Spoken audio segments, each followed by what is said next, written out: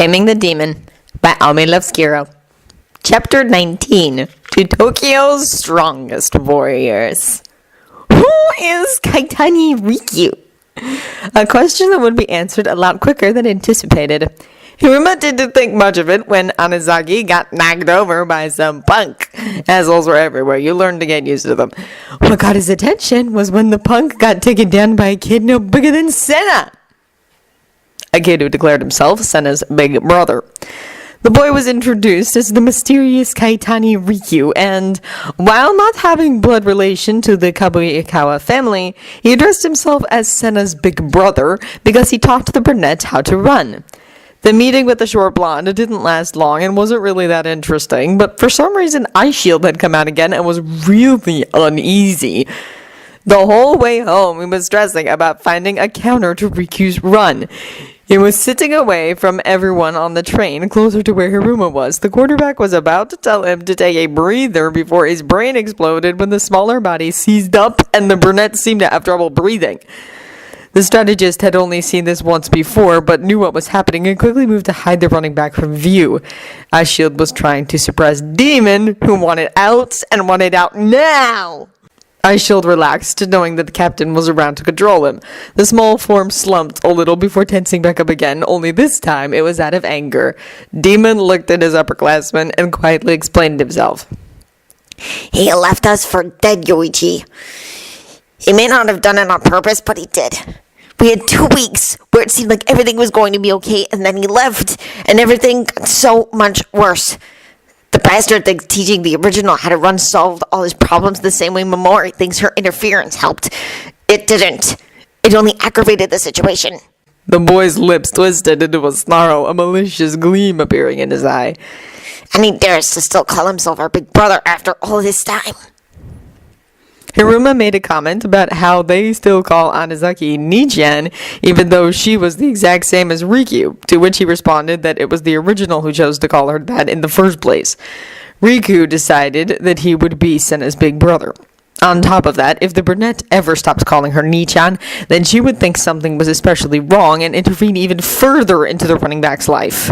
The quarterback discreetly gave the younger teen a little nip on the ear, the way he loved, to calm him down and get his focus back to the blonde in front of him. Demon gave him a look that said, "I know what you're trying to do, wise guy," before burrowing into his captain's side, allowing a long arm to wrap around his shoulders. The brunette explained that he knew the best thing to do now was flatten Riku in the game and make him see that Sena wasn't some little kid anymore, but damn, he just really wanted to beat up the gunman running back. The second year sympathized with him and told him so, before informing him that tomorrow's athletics day would be a great way to relieve some of the pent-up aggression.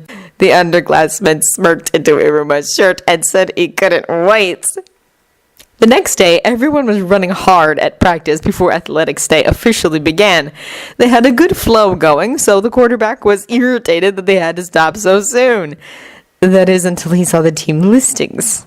Quickly devising and explaining his new plan to the baldy and manager, who surprisingly played her part quite convincingly. Hiruma decided that he wasn't going to teach the kids the bump move. He was going to let them discover it themselves. And he was going to have a ton of fun doing it. The tug-of-war event was a lost cause, given that all of Damon's linemen, more specifically Kurita, were on the red team. But the monkey practically handed the beanbag toss to the white team. The moron never failed to pull some stupid maneuver, and attempting a slam dunk in the beanbag net was nothing, if not stupid. The events carried on in a similar fashion, the monkey fainting during the folk dance to hell, Sena and Riku dominating the three-legged costume race, Hiruma using a tank to ensure victory in the comeback marathon. The only event that truly mattered now was at the end, the mock cavalry battle. The red team was smart enough to not shake the blonde captain's hand, but only the running back knew that Yukimitsu and Anizaki were in on the plot. The kid had gotten to know his captain even better than the fat ass did.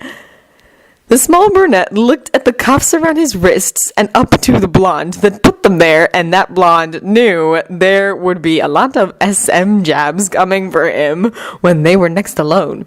But it was worth it when the first year figured out how to bump other players.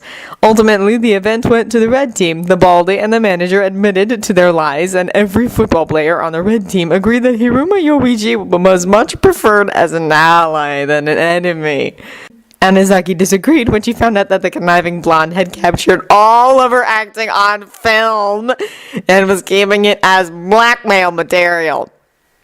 Things started going downhill when Riku, really starting to despise that brat, decided to confront Sena about being iShield 21. The kid openly admitted to it. Ishimuro practically had an aneurysm, only for the blonde midget to jump down his throat about protecting himself instead of the ball. Clearly, he's never battled Shin.